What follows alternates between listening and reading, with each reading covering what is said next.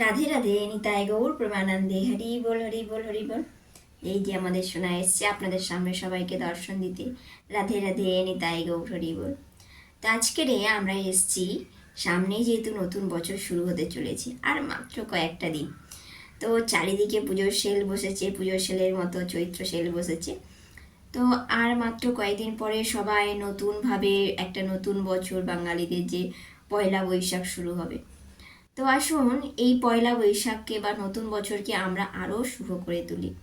অর্থাৎ আমাদের যে বলা হয়েছে 12টা মাস, 12টা মাসের মধ্যে শাস্ত্রে 3টি মাসকে অধিক প্রাধান্য দেওয়া হয়েছে বা মাহাত্ম্যপূর্ণ রয়েছে। এই 3টি মাসে ভগবানের অতি প্রিয় মাস বলা হয়ে থাকে। এই 3টি মাস কোন কোন?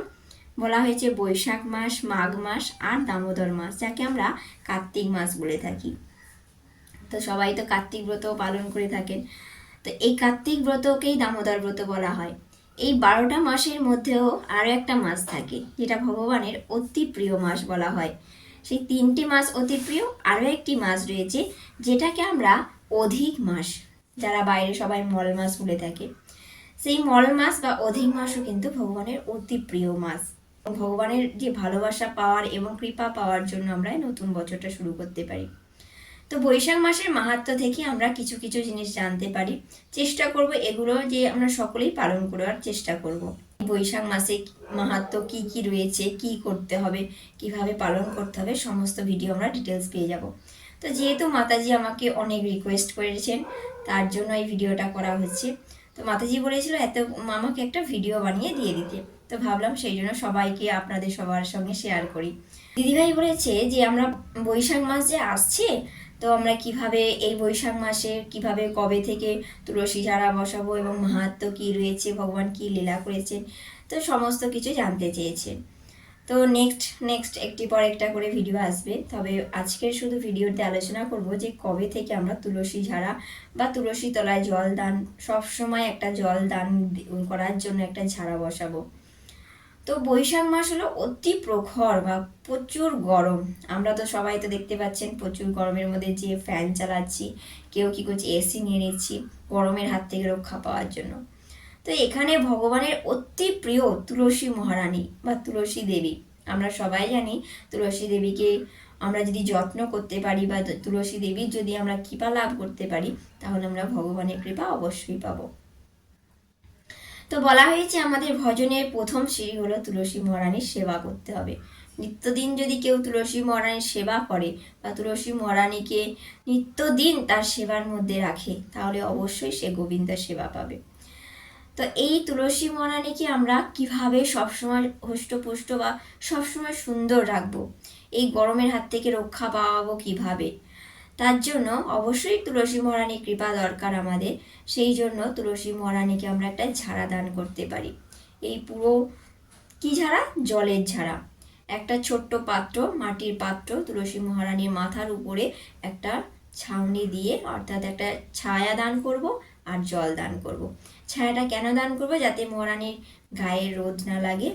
আর জল দান করব এই জন্য যাতে মহারানীর বা তুলসী মহারানীর মাটি শুকিয়ে না যায়, যাতে তুলসী মহারানী সবসময় সুন্দরভাবে আমাদের গৃহেতে থাকেন। তো এই দিকে আমাদের খেয়াল রাখতে হবে। তো সেই জন্য এই তুলসী ঝাড়া বা ছত্রদান বা ছায়াদান আমরা করে থাকবো যে চৈত্র মাসে, যেটা সংক্রান্তি, অর্থাৎ শেষ দিন 2024-এ 13ই এপ্রিল শনিবার, এদিনকে আমরা সংক্রান্তি বলে থাকি, অর্থাৎ বছরের শেষ দিন। চৈত্র মাসে আমরা এই শেষ দিনকে তুলসী ঝাড়া এবং তুলসী জলদানের জলদানের যে একটা জলদানি দান করে থাকবো। তো ছোট্ট, আপনারা এর আগে ভিডিওতে আমি দেখেছেন যে অনেকেই দেখেছেন যে কিভাবে আমরা বাড়িতে তুলসী ঝাড়া এবং ছত্র দান করেছিলাম। কারণ আমাদের বাড়িতে এখানে তুলসী মহারানীর মাথার উপরে অনেক বড় বড় গাছ রয়েছে, সেই জন্য আর এক্সট্রা করে আমরা ছায়া দান করিনি। কিন্তু যে সমস্ত ভক্তদের বাড়িতে তুলসী মহারানী উঠানের মাঝখানে বা ছাদে থাকে, সেখানে অবশ্যই একটা ছত্র দান করবেন। ছত্র যাতে একটা ছাতার মতো দেয়া থাকে, যাতে ডাইরেক্ট রোদটা না পায়। তো আর একটা কি করবেন, আর একটা করবেন একটা ছোট্ট মাটির পাত্র, সেই মাটির পাত্রটি ছিদ্র করে দিয়ে তুলসী মহারানীর ঠিক মাথার উপরের থেকে রেখে দেবেন, ঝুলিয়ে রাখবেন। আর জলটা বেশি করে যদি জল ভর্তি থাকে তাহলে একটু এক ফোঁটা এক ফোঁটা এক ফোঁটা করে করে সর্বক্ষণ তুলসী মহারানীর মূলেতে পড়তে থাকবে এবং মাটিটাও সবসময় ভিজা থাকবে। ভিজে থাকলে মহারানী সবসময় সতেজ থাকবেন।